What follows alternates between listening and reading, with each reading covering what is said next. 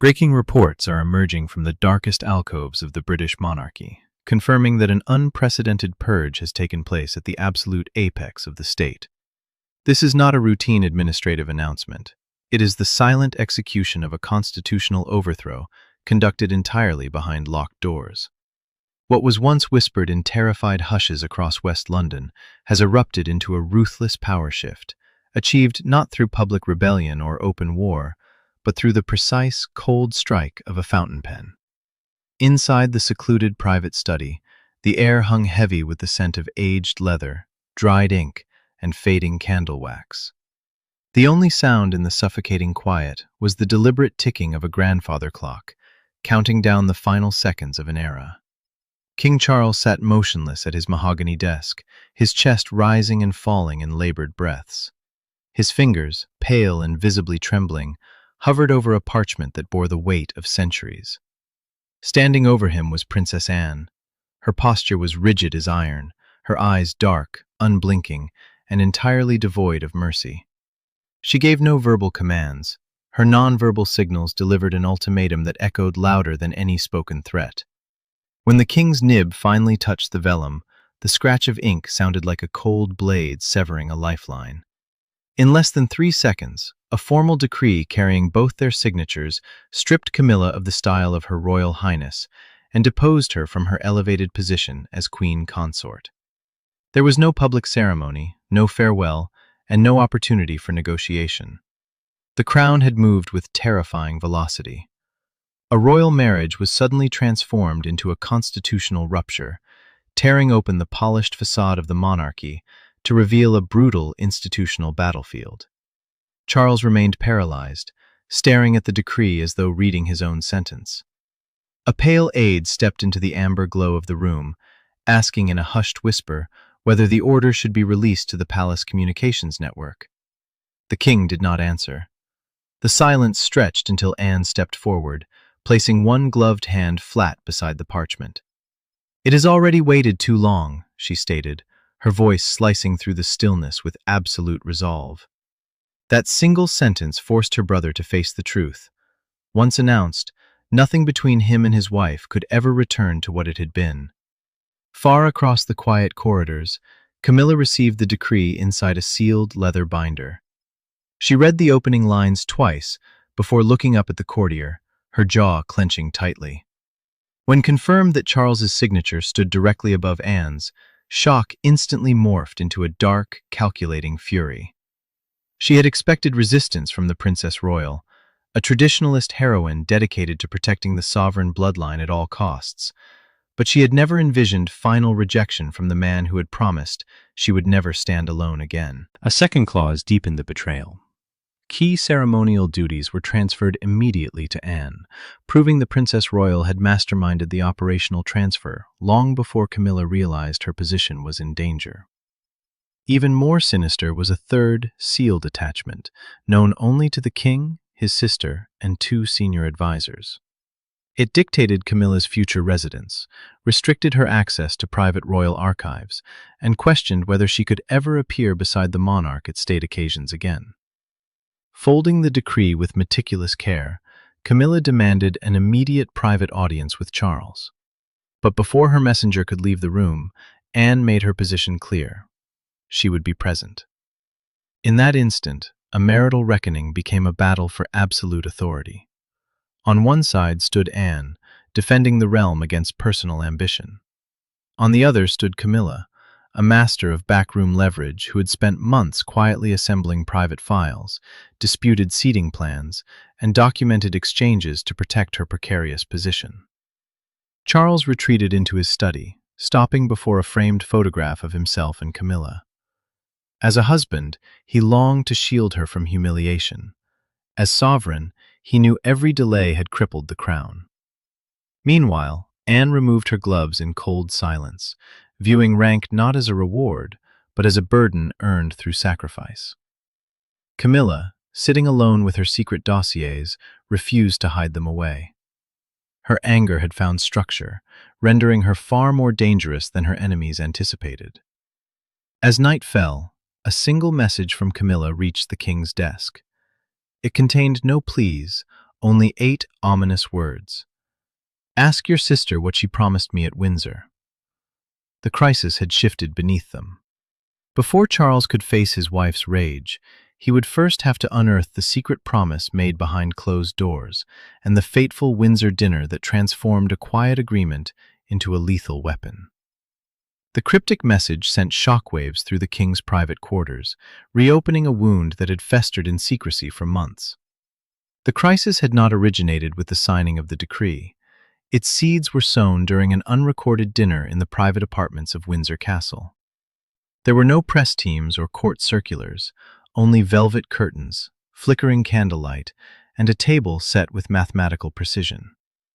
That evening was meant to clarify ceremonial precedents, the rigid order determining who speaks for the crown. Instead, it became the battlefield where reconciliation permanently died. Camilla had arrived at Windsor convinced she was protected by a solemn pact. Months earlier, Anne had stated she would support Camilla's ceremonial standing so long as institutional duty remained paramount over personal interest. Where Camilla heard a pledge of personal allegiance, the Princess Royal had laid down a strict boundary. Support was conditional upon respect for constitutional limits. As the evening progressed, slights escalated until Camilla directly accused Anne of treating her like a temporary figure whose instructions were meant to be quietly undermined. Anne placed her glass onto the table with icy silence, replying that respect could never be demanded through printed titles or seating cards. It had to be earned through service. Desperate to avert disaster, Charles attempted to intervene by steering the conversation toward mundane scheduling details. His weak retreat wounded both women. To Anne, her brother's evasiveness was another refusal to uphold institutional discipline. To Camilla, it was a devastating betrayal, proof that her husband would abandon her the moment his sister challenged her legitimacy. That night, wounded pride turned into lethal calculation. Driven to demonstrate her authority, Camilla quietly instructed a private secretary to strip Anne of her role as lead royal representative at an upcoming veterans commemoration, reassigning the position to an ally from her personal circle. She believed this administrative strike would establish her dominance over palace operations. But the maneuver backfired. When the altered schedule reached Anne's desk the next morning, the Princess Royal drew a red line, writing 7 damning words across the page. "The crown cannot become a family favor." Anne carried the document directly into Charles's study, delivering an ultimatum: reverse the mandate and order an investigation into Camilla's overreach, or face an immediate institutional schism. Though Charles quietly reinstated Anne to the veterans event, he shrank from a broader inquiry, desperate to maintain the illusion of peace. His inaction guaranteed disaster. Weeks later, Anne intercepted proof of a second unauthorized instruction issued by Camilla's office without the king's knowledge, leaving Charles with no shadow, no excuse, and nowhere left to hide. The showdown took place in a room cleared of court attendants and advisors. Charles stood near the roaring fireplace, his shadow stretched long across the floorboards, while Anne waited beside the heavy oak table. When Camilla entered, holding the freshly executed decree in her trembling hand, no one offered her a chair. The silence was agonizing, punctuated only by the rustle of parchment tightening beneath her fingers. She fixed her gaze upon Charles, her voice trembling with suppressed rage as she asked the question she had harbored since sunrise. "When did you decide I was disposable?" With no advisors present to craft sanitized phrasing, the raw truth laid bare the collapse of both a marriage and a reign. When Charles admitted an internal review had exposed repeated instances of unauthorized orders and ceremonial interference, Camilla dismissed the findings as a trap manufactured by Anne. Charles looked up, stating that partial restrictions could never restore trust. Camilla shot back that he was saving his crown by sacrificing the woman who had stood beside him through decades of public hostility, striking like a hammer against the foundations of the monarchy. Anne stepped forward, reminding them that marriage to the sovereign conferred no immunity from accountability. Camilla turned on her rival, accusing the Princess Royal of harboring a bitter grudge. Anne's composed facade cracked briefly. She retorted that this was not revenge, but the cost of ignoring warnings given in private. The trap sprang shut when Anne produced a handwritten memorandum bearing Camilla's own initials, an order attempting to exclude the Princess Royal from a state planning conference. Camilla stared in pale shock before confessing she had signed it out of desperation after Windsor. With his hand steadying against the mantelpiece, Charles delivered his final judgment. The decree would stand, and her titles were revoked. Realizing her cause was lost, Camilla unclasped a historic royal brooch from her coat and placed it onto the desk beside Charles's signature. Looking at her husband one last time, her eyes burning with a dark promise, she warned that while they had stripped her of her official standing, the crown had not yet calculated the cost of what she knew about how the decree was truly constructed. Sweeping out without her titles, she left behind a teetering palace. As the echo of Camilla's final threat lingered in the study, the palace machinery shifted with terrifying, ruthless efficiency. A royal decree was merely parchment. Its ultimate authority lay in the absolute, silent obedience of the institution. Anne moved through the shadow-drenched corridors like a military commander securing a fallen fortress. Private secretaries, event planners, legal advisors, and senior household staff were summoned in the dead of night to execute the purge. There could be no public ambiguity, no rival centers of authority, and no room for hesitation. When a senior court official balked at removing Camilla's HRH designation from an upcoming ceremonial program without hearing the mandate directly from the monarch, Anne did not argue. She marched into Charles's private study, placed a telephone onto his desk, and stood over him in stoic silence. Defeated and pale, the king picked up the receiver and confirmed the command, severing the last operational tether binding his wife to the state. Yet, beneath this cold administrative takeover lay a troubling breach. When the second, highly restricted attachment was unsealed, detailing Camilla's immediate relocation, financial severance, and complete revocation of royal archive access, an emergency audit of the vaults exposed a disturbing reality. Several sealed archive boxes had been quietly removed from their registered locations hours before the decree was served. Someone inside Camilla's inner circle had anticipated the stroke of the pen. These missing files contained no crude public scandals, but something far more lethal to the crown. Meticulously documented private notes, recorded conversations, and handwritten directives proving that many of the contentious actions blamed on Camilla had actually received Charles's informal, verbal consent. She had not stolen the records in panic. She had secured them to ensure she could never be erased without institutional cost. In her private suite, Camilla stood before her master engagement calendar. With a single stroke of heavy black ink, her scheduled appearances had been obliterated, replaced by Anne's precise handwriting. Official correspondence was rerouted, police escorts were cancelled, and door cards bearing her royal style were stripped from the mahogany entryways. Losing these audiences meant losing direct public authority, not simply a place on a calendar. When a long-serving dresser cautiously approached and asked how she wished to be addressed, the silence in the room grew suffocating. Camilla stared into the grand mirror, her jaw set, refusing to utter a sound. Once the servant departed, she swept the remaining state folders from the desk, watching them scatter across the polished floorboards. When Charles attempted to reach her by phone, she rejected the call. When a courtier delivered a handwritten letter from the king, pleading that he had never intended to leave her unprotected, Camilla unsheathed her pen, writing a single line directly beneath his plea before sealing it back in the envelope. Protection without dignity is another form of exile. Night fell over the palace, wrapping the historic stone walls in impenetrable gloom. The corridors were silent, emptied of staff and advisors. The critical shift in power occurred not in grand staterooms, but behind the closed door of Camilla's private sanctuary. Anne entered alone, unannounced, and unaccompanied by secretaries or security. In her hand, she carried the historic royal brooch Camilla had abandoned on the king's desk. Setting the silver emblem onto the table between them, the Princess Royal broke the heavy quiet. "I did not come to return your title," Anne said, her voice dropping into a low, authoritative register. I came because neither of us has told the whole truth. Camilla turned slowly from the dark window, her silhouette framed by the faint glow of the courtyard lanterns. For the first time, all institutional buffers were gone.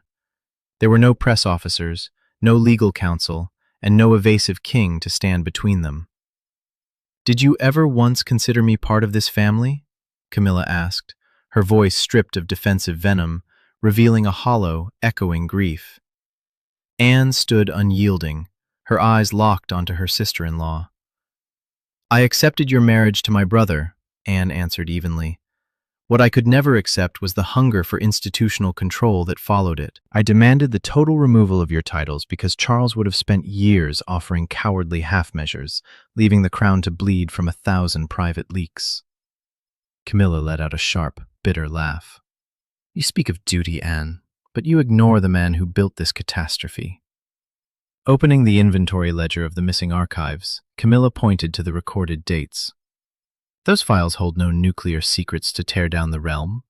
They prove a pattern. Charles gave verbal commands in the dark, encouraged me to act, and then retreated into silence the moment you challenged him. He let us tear each other apart so he would never have to choose." The revelation struck with devastating force. Anne stared at the ledger, the cold realization settling over her. Her brother's passivity had weaponized their rivalry, using institutional duty and marital devotion as shields for his own indecision. The balance of power, held for decades by the monarch, dissolved in that solitary room. In that quiet, terrifying space, a silent pact was forged between two former enemies. Camilla agreed to place the official state records back under legal seal, promising never to leak them to the public press. In return, Anne guaranteed that Camilla's personal correspondence would remain untouched and protected from institutional seizure.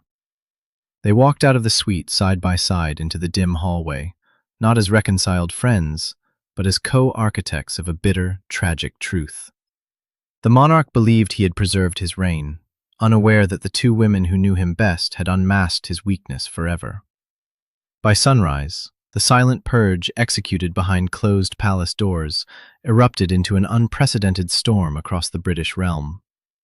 Palace gates were besieged by international camera crews, major broadcasting networks abandoned their regular programming, and morning newspapers published headlines that resembled formal declarations of war. Yet beneath the breathless commentary, one stark image captured the true gravity of the shift. Camilla departing her residence in a darkened vehicle stripped of royal insignia, while Princess Anne crossed the threshold of Buckingham Palace, carrying the red dispatch box of administrative command. The formal palace statement arrived with chilling finality, confirming that Camilla had been stripped of the HRH style and permanently removed as queen consort. Her constitutional, ceremonial, and household powers were extinguished in an instant, bringing a sudden, brutal end to her reign at the apex of the British state. In a move that stunned political observers, King Charles issued a separate acknowledgement that fundamentally reshaped the narrative of the crisis. Rather than shifting blame, the monarch accepted personal responsibility for allowing informal family dynamics to contaminate official state authority. He admitted that his long habit of hesitation had allowed personal loyalty and constitutional duty to collide, plunging the institution into chaos. Across the capital, Prince William reviewed his father's statement in guarded solitude. Pausing over the text, the heir observed to an aide that while truth delivered late could never repair the emotional carnage, it remained the only mechanism capable of preserving the monarchy's ultimate legitimacy. A family had been shattered so that the crown might survive untarnished. Isolated within her private apartments, Camilla watched the news coverage in haunting silence. When a national broadcaster referred to her simply by her birth name, omitting every royal style she had spent decades enduring public hatred to secure, she switched off the television, enveloping the room in quiet shadow. Reaching onto her desk, she opened Charles's handwritten letter once more, reading every desperate line before placing it beside the royal brooch Anne had returned. The cold silver jewel and the ink-stained parchment sat side by side, enduring monuments to a tragic truth. The protection without dignity was merely exile under another name. Outside Buckingham Palace, a silent crowd pressed against the iron railings as dusk began to settle over London. The national discourse had hardened around a haunting photograph depicting two royal vehicles traveling in opposite directions under the headline, "The Crown Without Its Queen." Delivering a defining assessment during a live broadcast, a leading constitutional scholar noted that while the decree had dismantled a title, the king's public confession had ultimately saved his throne. By acknowledging his own cowardice, Charles had transformed a scandalous power struggle into a tragic act of institutional accountability.